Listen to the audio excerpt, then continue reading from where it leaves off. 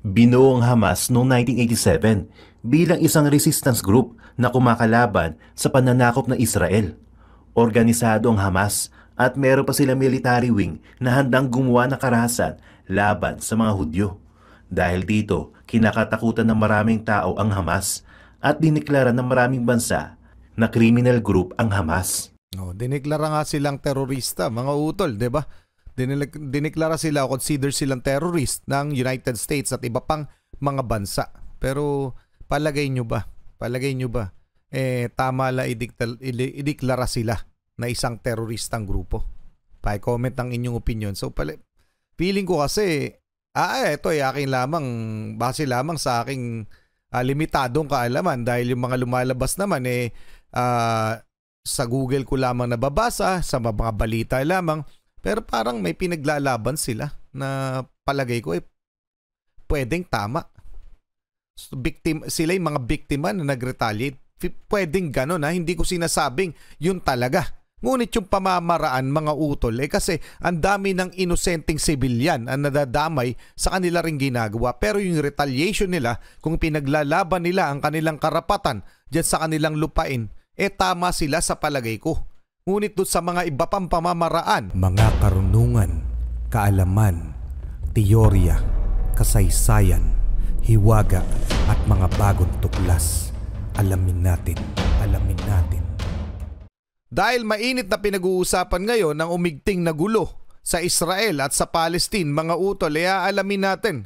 At dahil putok na putok yung pangalang Hamas o yung grupong Hamas. So mula kay JP Amazing Stories, paki-subscribe siya, paki-like na rin yung video. Ano nga ba ang Hamas? At ano ang layunin nila sa Israel? Yan ang ating alamin, mga utol. Game na! JP Amazing Stories. Ang kaguluhan sa gitna ng Israel at Palestine ay nagsimula mahigit 70 years na ang nakaraan. Pinag-aagawan ng Israel at Palestine ang magulong Gaza Strip, dahilan upang magkaroon ng maraming inkwentro at karahasan. Reliyon at ideolohiya rin ang mga dahilan kung bakit hindi magkasundo ang Israel at Palestine. Tama. Naniniwalang parehas sa bansa, sila ang nararapat sa napakalaking lupain.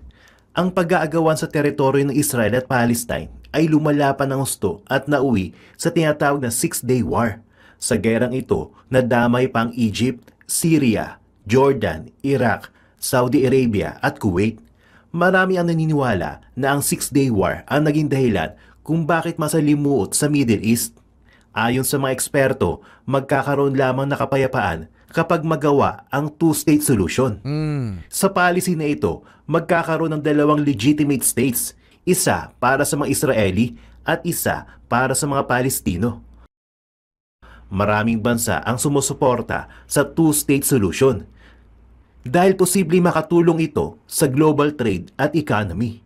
Pero hindi pa rin magkasundo ang Israel at Palestine tungkol sa policy na ito. Marami eksperto rin ang nagsasabi na may mga reliyosong nationalist na humaharang sa gobyerno ng Israel at Palestine para mag-divide ng teritoryo. Anyway, mga utol, yun ang pinaka-the best na solution, no? As early as 1948, kung hindi ako nagkakamali, gusto na itong gawin na United Nations. So, hatiin sila into two states, so, para sa Palestine at para sa Israeli. Ngunit, sa di malaman dahilan, syempre marami ring mas masalimuot kasi o komplikado itong sitwasyon nila sa Israel at sa Palestine dahil mga utol, hindi lamang naman sila ang nakikialam sa usapin ng lupain at relihiyon dyan. Malamang sa malamang, napakalalim nito, mas matinding isipin natin na tungkol ito sa politika. Bukod pa dun sa talagang awayan ng kanilang lahi. Okay? So, may mas malalim pa itong dahilan. Kaya kita nyo, may mga nakikialam ng mga bansa. Pero sa totoo lamang, dapat naman talaga nahati na sila para walang gulo. Ngunit, ang tanong, parang hindi kayang mag-coexist ng mga lahing ito, no, ng Israel at ng Palestine. Yun ang isa sa mga dahilan, pero may mas malalim pa itong dahilan, mga utol. Okay? Tuloy na muna natin. Malaki ang posibilidad na ang mga nasyonalistang ito ay may kanya-kanyang hangaring pansarili din sa labas ng bansa. Tama. Maraming taon na nakaraan, sinubukang ipatupad ng UN ang unang iteration ng two-state solution. Hindi pumayag dito ang Palestine at mga Arab countries na kakampi nito. Dahil hindi magkasundo ang mga bansa, sumiklab ang madugong digmaan para sa teritoryo at ideolohiya. Dahil mas organisado at armado ang Israel, nanalo ito sa gera at unti-unting nakakuha ng maraming teritoryo. Lumiit pa lalo ang teritoryo ng Palestine at lalong lumalim ang galit ng mga Palestino. Wala ring balak magbalik ng teritoryo ang Israel dahil hindi naman sila ang nanguna sa gera. Naging komplikado rin ang digmaan dahil kalat-kalat ang mga kampo ng Palestine at konting grupo lang ang lumalaban sa Israel. Hindi rin umusad ang mga peace talks na pinamunuan ng US at iba pang Western countries. Tama. Kahit na sinuportahan noon ng ex-president ng US na si Donald Trump ang peace talk project, hindi pa rin napigilan ang sigalot sa gitna ng Israel at Palestine. Posible nga na mas lalo pa itong lumala. Wala nang nakikitang solusyon pa ang iba't ibang world leaders. Ang opisyal na pagpapatupad ng two-state solution ang tanging magdadala ng kapayapaan sa Israel at Palestine. Marami rin mga tao ang sumusuporta sa two-state solution. Pero wala naman silang magagawa kung hindi pumayag ang dalawang head of state ng dalawang bansa. Samantala, para sa Hamas, ang tanging solusyon lamang ay ang buong pagbagsak ng Israel. Naging komplikado na rin ang political situation sa Israel at Palestine. Noon, alam ng lahat na sinusuportahan ng Arab countries ang Palestine kahit na magkaroon pa ng maliit na labanan o enkwentro. Subalit ngayon, hindi na basta sinusuportahan ng Arab countries ang laban ng Palestine dahil parte na ng Arab world ang Israel. Kapag sumuporta ang isang Arab country sa Palestine, malamang ay magkakaroon ito ng conflict sa iba pang Arab countries. Ito ay posibleng maging ugat ng isang malaking digmaan. Oo, mga utol, magdo-domino effect yan. Once na magkampihan ang mga ibang bansa, no? Kumampi sa Palestine, kumampi sa Israel, mga utol, 'di ba? So, ito ay pwedeng maging pwede itong maging mitya ng digmaan pandaigdig. Pero sa ngayon, may mga nakikialam na talaga mga bansa. Pero ang nais lamang nila ay wag lalong sumiklab ang gulo. Pero yung iba ay nagbibigay, nagpapahatid ng mga suportang militar at mga pondo, mga utol. So mamaya titingnan natin yung mga bansang kakampi ng Israel at mga bansang kakampi ng Palestine. Okay mga utol, tuloy na muna natin. Sa kasalukuyan, ang mga bansang sumusuporta sa Israel ay Bahrain, Sudan, Morocco at UAE. Ang mga Arab countries na ito ay malakas ang impluwensya at talaga nga naman makapangyarihan. Gayunpaman, sinusuportahan pa rin ng Arab countries ang Palestine, pero hindi na sa punto na sasama sila sa digmaan. Sa panahon nga naman ngayon, mahirap na magkaroon ng all-out war, lalo pat maraming bansa ang pwedeng madamay. Totoo yan. Naniniwala rin ang mga Arab countries na ang bansa ng Israel ay isang malakas na strategic partner, di lamang para sa politika, kundi pati na rin sa ekonomiya. Importante rin para sa Arab countries na maging kakampi ang Israel laban sa Iran, Turkey at iba pang Muslim countries. Hindi rin may pagkakaila na malakas ang military infrastructure ng Israel dahil sa tuloy-tuloy na pag-unlad ng bansa. Kumpara sa Palestine, mas nangunguna talaga ang Israel. Maobserbahan din natin na ang tanging mga Arab people na lamang ang nagpapahayag ng kanilang klarong suporta sa Palestine, hindi ang mga Arab leaders mismo. Hindi na bago sa Arab countries na magkaroon at magbuwag ng iba't ibang alyansa gamit ang sanctions at economic deals. May mga bansang nakikinabang at mayroong mga bansa rin ang natatalo. Ito ang kalakaran ng Arab geopolitics. Sa loob ng maraming taon, nakabangon at naging malakas ang Palestine dahil sa pamumuno ng leader na si Yasser Arafat. Sikat si Arafat sa publiko at marami ang nagtiwala sa kanyang leadership style. Nang mamatay si Arafat noong 2004, dito na nagkawatak-watak ang Palestine sa iba't ibang paksyon.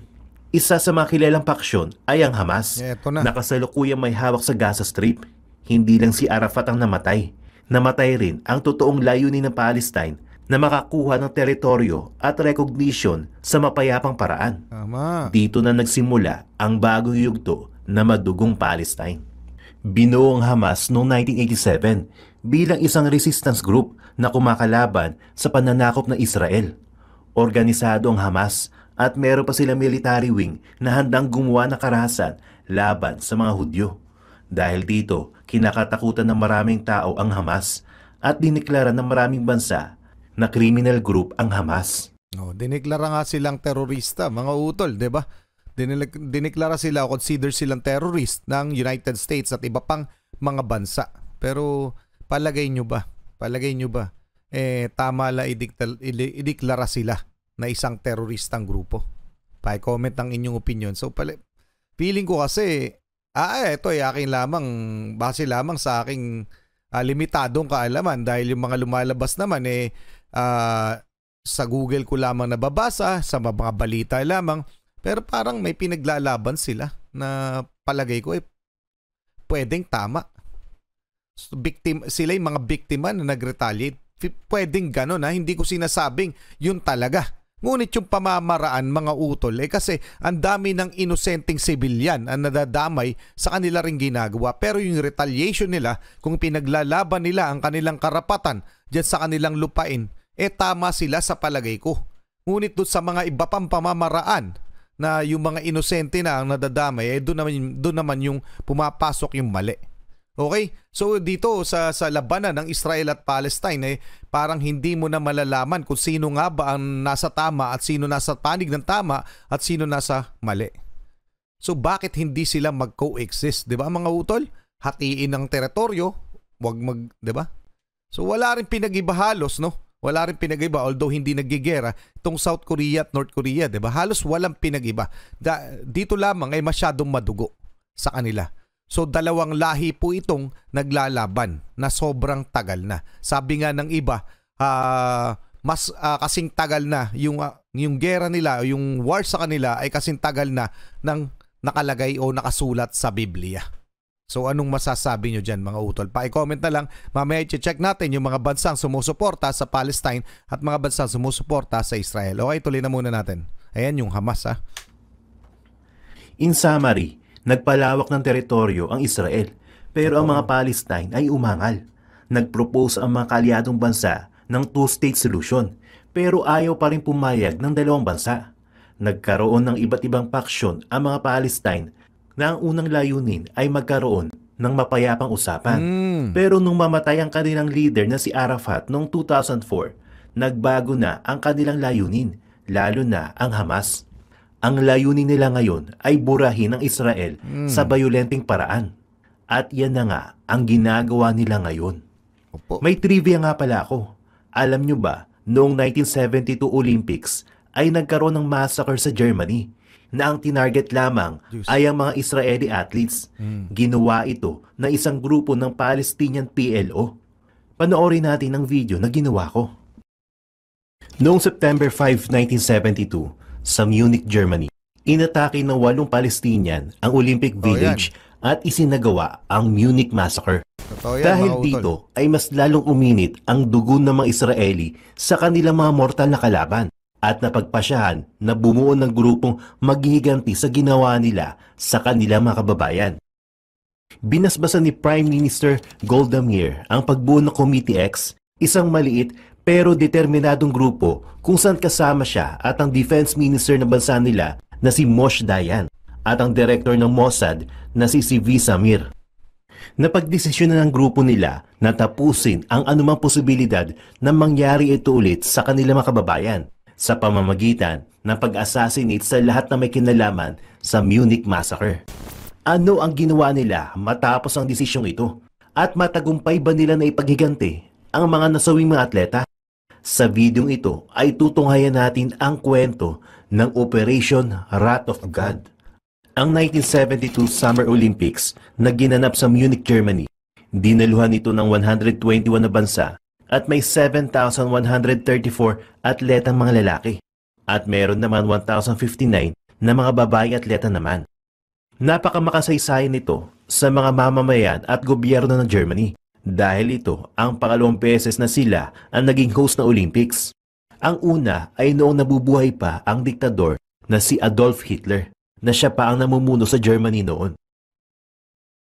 Naghanda ang bansa ng lahat ng kanilang pwedeng maihanda para maging matagumpay ang palaro Subalit sa pangalawang linggo nito ay ginulat ang lahat sa pagsulpot ng mga armadong miyembro ng Black September. Ang Black September ay isang militanteng organization sa Palestine at ang pangunahing intensyon nila ay ang mga miyembro ng Israeli Olympic Team. Ang una nilang ginawa ay pinasok ang Olympic Village noong September 5 at agad nilang tinapos ang buhay ng 2 atletang Israeli. Pero hindi pa sila nakontento dito. Kinuha nilang bihag ang 9 pang Israeli at ginamit itong pang-bargain para sa 200 na bilanggong Palestinian na nasa Israel. Sinubukang iligtas ang mga bihag pero nagresulta ito sa pagkakapaslang ng lahat sa kanila, kasama na ang mga 5 sa mga Palestinian at isang German police.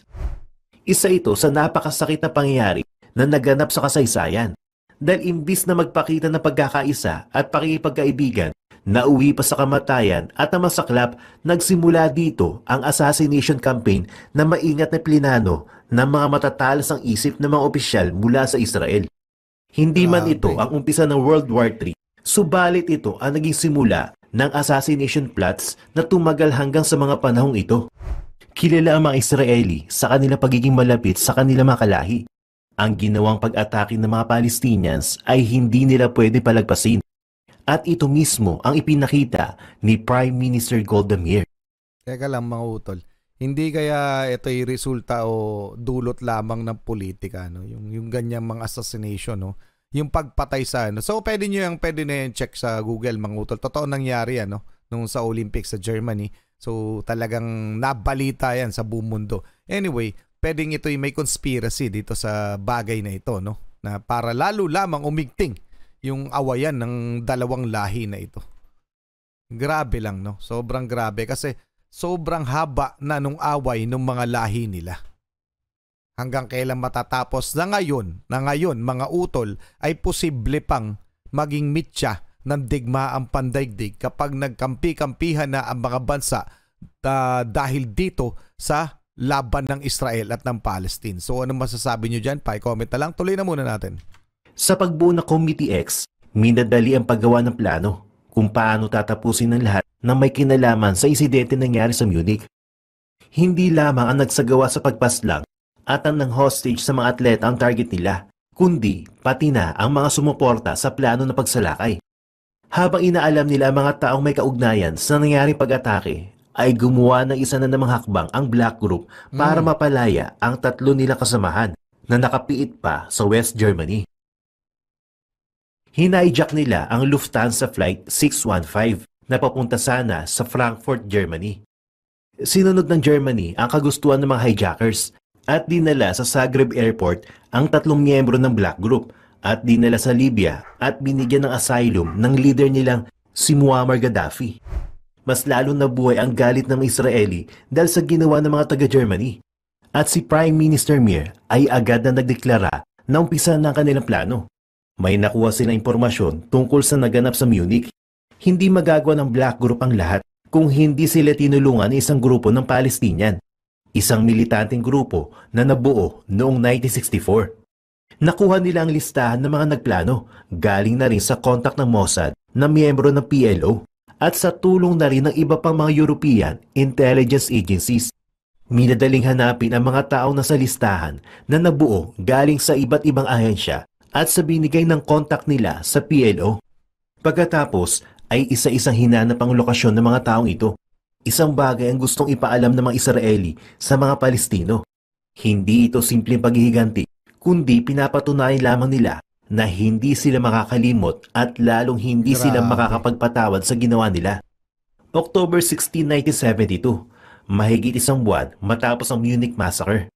Inabangan ng mga ahente ng Mossad ang Palestinian translator na si Wael Zwatir. Ang Mossad ang covert intelligence agent at kilala bilang isa sa pinakamagaling na mga special forces sa buong mundo. 12 bala ang tumama sa translator na kumitil sa kanyang buhay. Ayon sa PLO, hindi kasapi si Zwatir sa kahit anong militanteng grupo at nagkamali umano ang mga Israeli sa kanilang ginawa. Pero hindi ito nagpatigil sa kanila.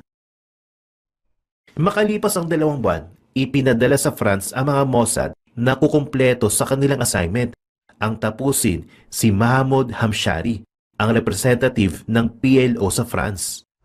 Ayon sa mga taga-Israel, si Hamshari ang leader ng black group na nakabase sa France, kaya kailangan di siya iligpit.